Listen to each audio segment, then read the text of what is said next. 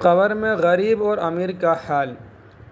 حضرت عمر بن مسلم رحمۃ اللہ علیہ کا بیان ہے کہ ایک گورکن یعنی قبر کھودنے والا ایک گورکن نے اپنی زندگی کا واقعہ اس طرح بیان کیا کہ میں نے ایک مرتبہ 3 مردوں کے لیے لگاتار قبریں کھودیں۔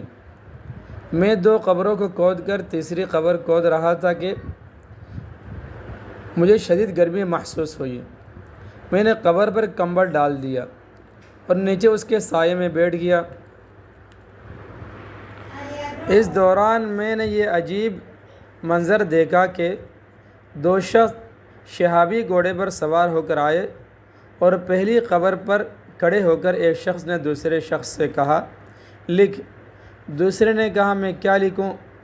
پہلے شخص نے کہا لکھ 1 فرسخ طول اور 1 فرسخ عرض۔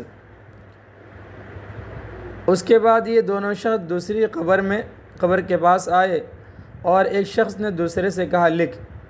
اس نے جواباً کہا کہ میں کیا لکھوں؟ چنانچہ پہلے شخص نے کہا کہ لکھ مد بصر تک یعنی تا حد نگاہ۔ پھر دونوں تیسری قبر کے پاس آئے اور میں اسی کے اندر سائے میں تھا۔ ایک نے دوسرے سے کہا لکھ۔ دوسرے نے کہا میں کیا لکھوں؟ اس پر پہلے شخص نے کہا کہ لکھ شہادت کی انگلی اور انگوٹھے کے درمیان کا فاصلہ۔ اس منظر کو دیکھنے کے بعد میں بیٹھ کر تینوں جنازوں کا شدت سے انتظار کر رہا تھا۔ چنانچہ ایک جنازہ آیا، اس کے ساتھ بہت کم آدمی تھے۔ میں نے پوچھا یہ کس کی میت ہے؟ لوگوں نے بتایا یہ ایک عیالدار غریب کی میت ہے، اس کے پاس کوئی سامان نہیں تھا، ہم نے اس کی تجہیز و تکفین کا سامان کر دیا ہے۔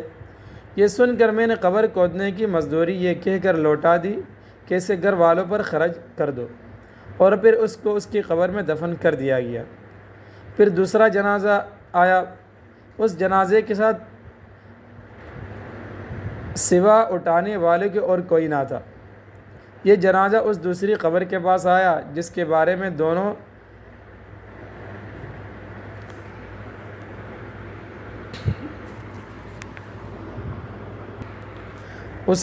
دونوں سواروں نے تا حد نگاہ کہا تھا۔ میں نے پوچھا یہ کس کا جنازہ ہے؟ لوگوں نے بتایا یہ ایک مسافر غریب الوطن ہے، نہایت بے کسی میں ایک گھوڑے پر مرا پڑا تھا۔ چنانچہ میں نے اس کی قبر پر کوئی مزدوری نہ لی اور پھر وہ دفن کر دیا گیا۔ پھر تیسرے جنازے کے لیے عشاء تک انتظار کیا۔ عشاء کے بعد ایک جنازہ آیا، میں نے پوچھا تو لوگوں نے بتایا کہ یہ مشہور اور سرمایہ دار خاندان کی معتبر عورت کا جنازہ ہے۔ اس جنازے میں کافی ازدحام تھا۔ یہ عورت اس تیسری قبر میں دفن کر دی گئی جس کے بارے میں دونوں سواروں نے کہا تھا کہ 2 انگلیوں کے فاصلے کے درمیان اس قبر کی وسعت ہے۔